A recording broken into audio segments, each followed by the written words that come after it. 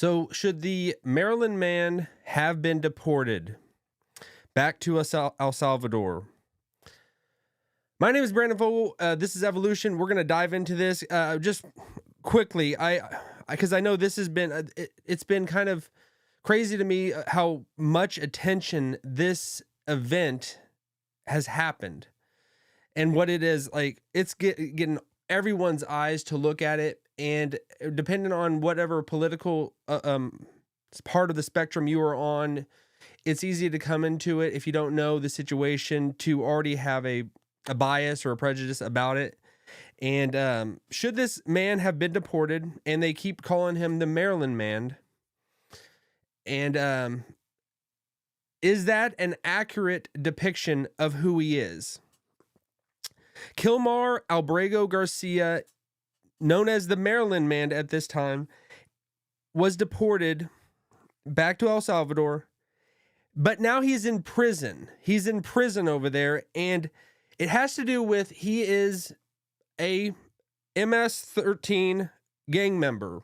That is the argument, and a lot of people don't realize that he actually was in this country illegally. He did not come through the proper process. And a lot of people just hear about this man, and it does seem heart-wrenching and heartbreaking because he had a family. He had, a wife, he had children, and he's overseas and he's been disappeared, but is it really what is happening? Is that the real true story of what is actually happening?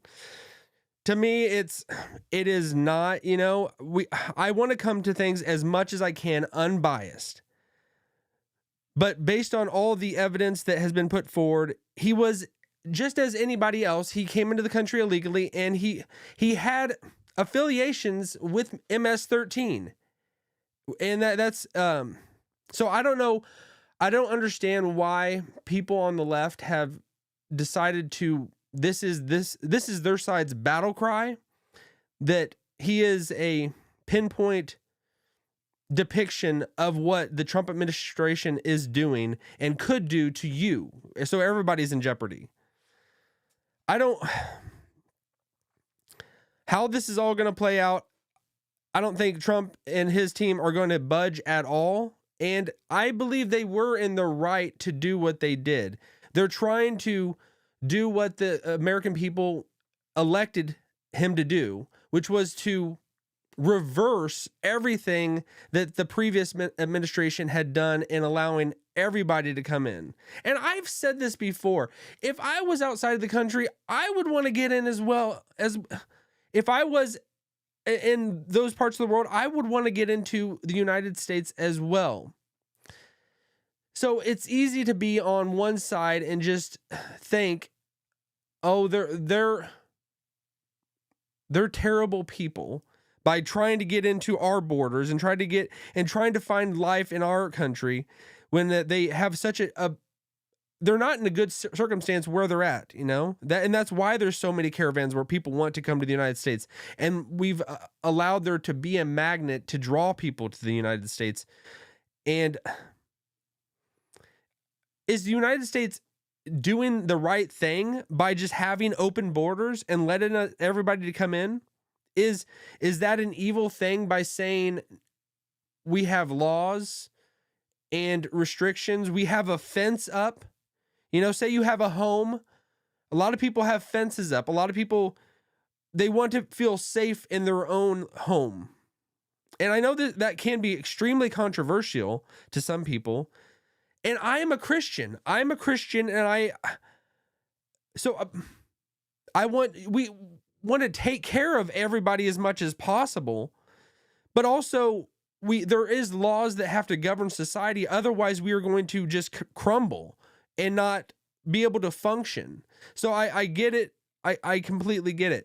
It's very startling to me that the Democrats have put their flag in this, and they're actually going to El Salvador to try to meet with this man, as opposed to we got enough problems here, and there's so many people that are being taken out of this country right now that are not here legally. So we can't skate past the part that he was not here legally.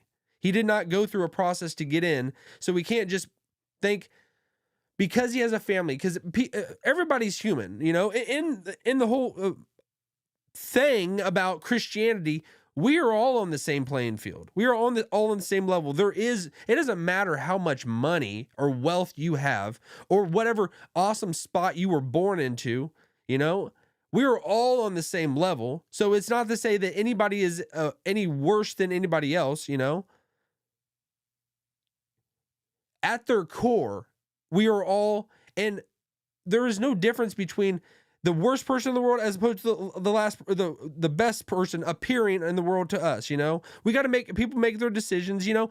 But this is biblical. I mean, Jesus said offenses must come, but woe to them through whom they come, you know. So we carry out activities, we do bad things, you know, and do we really have free will and all that, you know? It's a matter of opinion. I didn't choose to be born in the United States.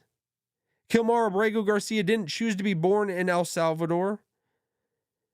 But I mean, God has also instituted and put into our whole fabric of life that we are to have structures.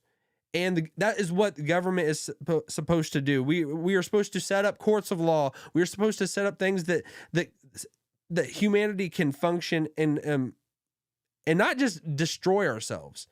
So I get it from both sides. I want to have compassion as much as I can, you know, personally to everyone, but I also to understand that our government's got a job to do. So them sending him away, that they were following their process. And I've also heard that was there some missed paperwork that he got sent out. Either way, he was not here legally, so we cannot skate past that and just try to throw anything else up and try to say, he's been here for so long. He's been here for so long. I mean, like I said, I would try to get in as well. And if I got caught and I got sent home, I would get it. I get it. You know, I understand. So but what are your viewpoints? Do you believe that he should have been sent home? Do you believe that the Trump administration was in the right and the wrong? Everybody's going to formulate their own opinion, but like, how do we remove the bias? How do we come to it just fresh, clean slate, and just take it for what it is? We can't just skip past the reality of the situation and what he was.